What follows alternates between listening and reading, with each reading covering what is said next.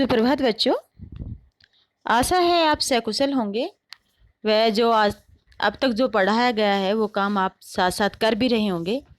कल हमने पढ़ा बाल गोविंद भक्त पाठ के लेखक के बारे में, वह बाल गोविंद भक्त के व्यक्तित्व के बारे में कि बाल गोविंद भक्त किस तरह का व्यक्ति था।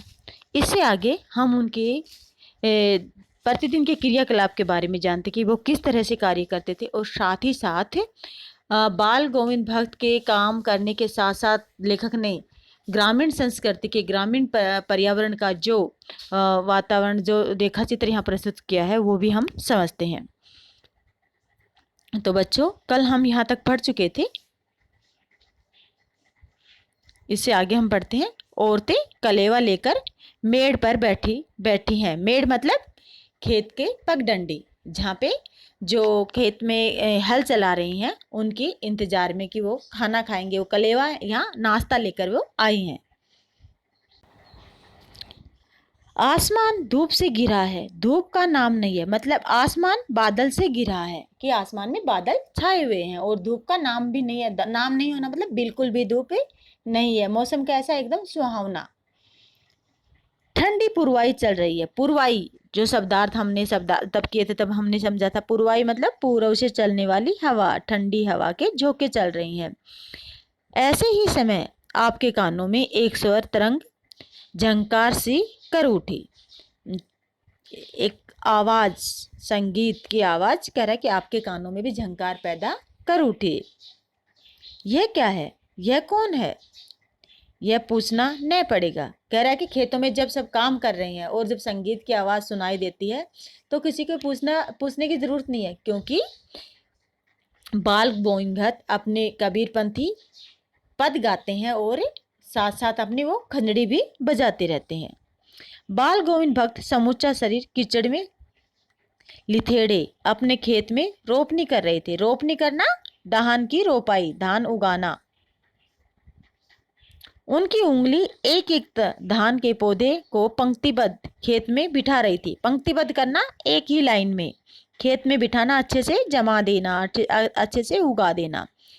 कह रहे कि पूरा शरीर कीचड़ में लथपथ है, क्योंकि पानी इससे भरे हुए खेतों में ही तो धान उगाया जाता है, पता है ना आप सबको।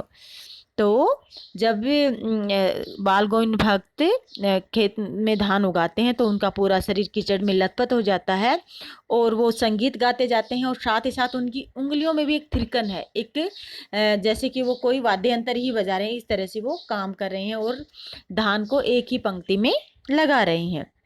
उनका कंठ एक एक शब्द को संगीत के जीने पर चढ़ाकर कुछ को ऊपर स्वर की ओर भेज रहा है। मतलब उनका तेज आवाज में वो गाते जा रहे हैं।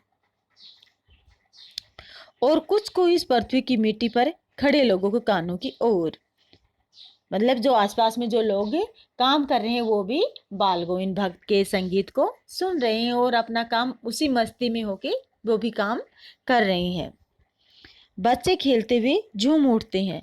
मेड़ पर बैठी औरतों के होठ कांप उठते हैं। क्यों? वो भी गुनगुनाने लगती हैं। उनके बाल गोविंद भक्त जो सुर से एकदम लहर से संगीत जो गा रहा है, उससे का जो वहाँ का आसपास का माहौल वो पूरा क्या हो गया, संगीत नुमा। सभी थिरकने लगते हैं, बच्चे और उछल उछल कर खेलने लगते हैं, और औरतें जो मेड़ पर बैठी हैं उनको भी अनायास होठ हिल उठते हैं, गुनगुनाने वो लग जाती हैं। हलवाओं के पैर, हलवाएं हल चलाने वाले हैं, उनके पैर ताल से उठने लगते हैं कि संगीत की जो धुन बढ़ती है उनसे उनके पैर तेज तेज उठने लगते हैं। रोपनी करने वालों की उंगलियां एक अजीब क्रम में चलने लगती है, मतलब फटाफट जैसे ही वो संगीत गा रहा है उसी तरह उनकी उंगलियां चल रही हैं। वो जल्दी जल्दी से रोपाई करने लगते हैं, फसल को उगाने लगते हैं। बाल गोविंद भक्त के ये संगीत है या जादू? कह रहा है कि पता नहीं, वो संगीत कह रहा है वो क्या जादू की तरह वो सब पे एकदम छा गया है, सबके काम में परिवर्तन आ गया है, एकदम सब खुश हैं। अब संगीत की मस्ती में मस्त होकर जो औरतें हैं वो मेड़ पर बैठी बैठी संगीत को गुनगुनाने लगी हैं, बच्चे झूमने लगे हैं, और जो हल चलाने वाले हैं वो भी उनके पैर भी तेज तेज से उठने लगे हैं, और ऐसा लग रहा है जैसे ये बाल गोविंद भक्त का संगीत नहीं बल्कि कोई जादू है जो सब पे अपना जादू बिखेर रहा है। तो ये बाल गोविंद भक्त के संगीत को सुनकर क्या क्या वातावरण में परिवर्तन आया, ये सब इस पद्यांश में हमने देखा। तो इस तरह के प्रश्न आपसे पूछे जा सकते हैं, या फिर जब पठित पद्यांश आता है तो कोई भी पहरा जब दे दिया जाता है तो हम ध्यान से पढ़ेंगे तो हमें ये समझ में आएगा। तो क्या क्या परिवर्तन आए भाई? जो रोपाई कर रहे थे उनके हाथ जल्दी जल्दी उंगलियां थिरकने लगी और जल्दी जल्दी वो रोपाई करने लगे, और जो हल चला रहे थे उनके पैर भी उसी संगीत की ताल के साथ जल्दी जल्दी उठने लगे, और बच्चे जो खेल रहे थे वो भी खेलते खेलते क्या करने लगे, झूमने लगे, नाचने लगे संगीत सुन के। और मेड़ पे बैठी औरतों में क्या परिवर्तन आया? वे गुनगुनाने लगी, उनके होठ भी थिरकने लगे। भादों की वह अंधेरी अंधरतिया, अंधेरी अधरतिया मतलब आधी रात। भादो बारिश के महीना, बारिश का महीना। भाद्रपद जिनको ये भारतीय महीने हैं, जनवरी फरवरी इनको हम अंग्रेजी महीने बोलते हैं, ओके, ये भारतीय महीने हैं। और ये जुलाई और जुलाई का खत्म होना 15 दिन जुलाई और 15 दिन अगस्त का भादों का महीना भाद्रपद। अभी थोड़ी ही देर पहले मूसलाधार बारिश वर्षा खत्म हुई है। मूसलाधार मतलब बहुत तेज। बादलों की गर्ज, बिजली की तड़प में आपने कुछ नहीं सुना हो, किंतु अब झिल्ली की झनकार या दादुरों की टरटर, दादुर मेंढक बोल रहे हैं, बाल गोविंद भक्त के संगीत को अपने कोलाहल में डुबो नहीं सकती। कह रहा है कि इससे पहले जब बाल गोविंद भक्त गीत गा रहे थे बहुत तेज बारिश हो रही थी और बिजलियां कड़क रही थी, हो सकता है आपने नहीं सुना हो, लेकिन अभी भी मेंढक बोल रही हैं, लेकिन फिर भी वो उस बाल गोविंद भक्त की आवाज को दबा नहीं सकते। कोलाहल मतलब शोर, उनकी आवाज का शोर तो हो रहा है लेकिन वे बाल गोविंद भक्त के संगीत की को भी नहीं डुबो सकते। उनकी खंजड़ी डिमक डिमक बज रही है, खंजड़ी उसने हाथ में ले रखी है और वो डिमडम बज रही है। वे गा रही हैं, गोदू में पियवा चमक उठे सखियां, चिहू उठे नाना। हाँ, पिया तो गोद में ही है किंतु वह समझती है वह अकेली है, चमक उठती है, चिहू उठती है। उसी भरे बादलों वाले भादों की आधी रात में उनका यह गाना दी अंधेरे में अकस्मात कौंध उठने वाली बिजली की तरह किसे न चौंका देगा। अकस्मात मतलब अचानक, कौंध उठना, जैसे बिजली अंधेरे में बिजली चमक उठती है तो एकदम हम डर जाते हैं, एकदम चमक उठते हैं, अंदर एकदम डर बैठ जाए है, या फिर एकदम हम ऐसे थोड़ा हिल जाते हैं ना, उससे कह रहा है कि ये गीत एकदम अंधेरी रात एकदम शांत है और उनकी आवाज से हर किसी को चौंका देती है। अरे अब सारा संसार निस्तंभता में सोया है। निस्तंभ मतलब एकदम शांति, कोई शोर शराबा नहीं है। बाल गोविंद भक्त का संगीत जाग रहा है, मतलब बाल गोविंद भक्त वो रात को भी गा रहे हैं जब सारा गांव सारी दुनिया सोई हुई है, बाल गोविंद अपने भगवान की भक्ति में लीन है। जगा रहा है तेरी गठरी में लागा चोर, मुसाफिर जाग जरा। और क्या गीत गा रहा है कि तुम्हारी गठरी को चोर चुरा के लेके जा रहा है, मुसाफिर तुम जल्दी से जाग जाओ। कार्तिक आया नहीं कि बाल गोविंद भक्त की प्रभातियां शुरू हो गई। प्रभातियां, प्रभात फेरी जो हम सुबह सुबह निकालते हैं ना बच्चों की, ये बच्चों की मंडलियां होती हैं और बहुत सारी, कई बार हम प्रभात फेरी वैसे भी निकालते हैं। तो कह रहा है कि वो कार्तिक का महीना आते ही प्रभात फेरी बाल गोविंद भक्त शुरू कर देता है, जो फागुन तक चला करती हैं, फागुन मार्च के महीने तक। इन दिनों हम सवेरे ही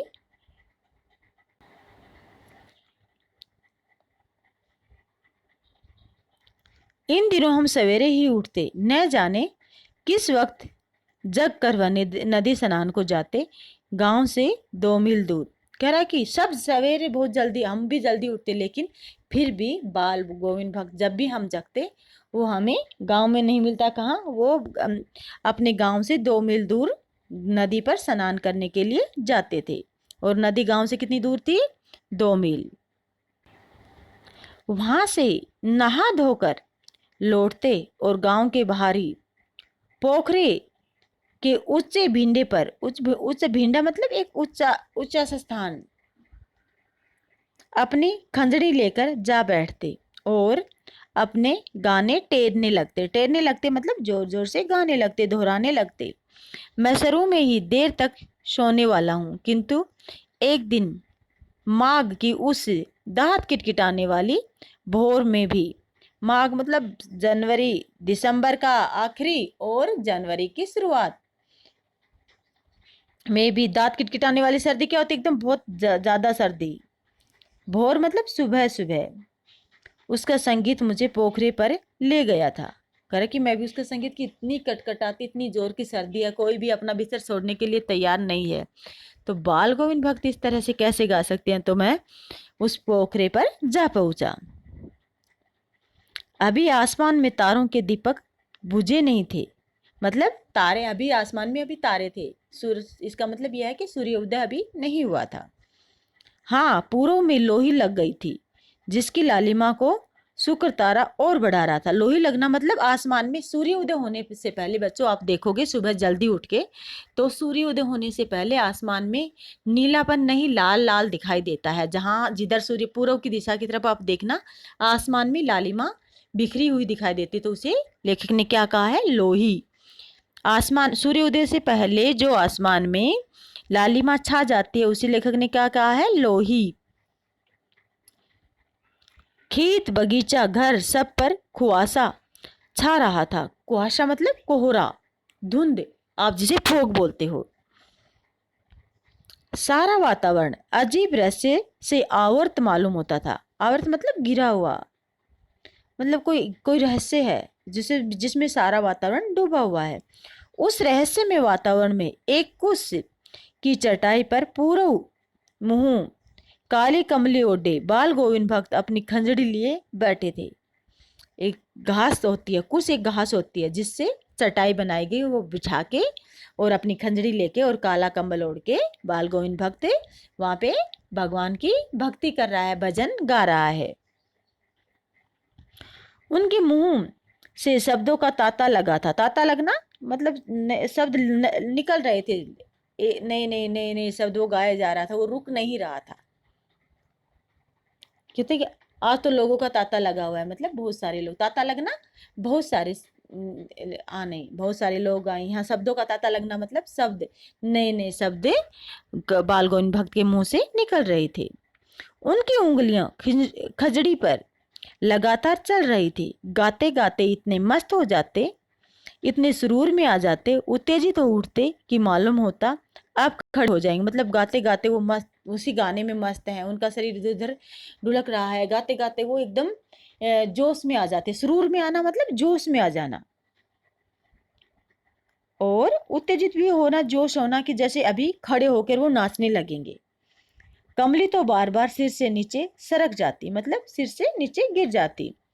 वे जाड़े से कपकपा रहा था, किंतु तारों की छाव में भी उनके मस्तक में श्रम बिंदु जब तब चमक ही पड़ते। श्रम बिंदु मतलब जब हम ज्यादा परिश्रम करते हैं तो पसीना नहीं आ जाता है, तो कह रहा है कि उस सर्दी के मौसम में भी वो इतनी मस्ती से गा रहा था कि उसके माथे से पसीने की बूंदें आ रही थी।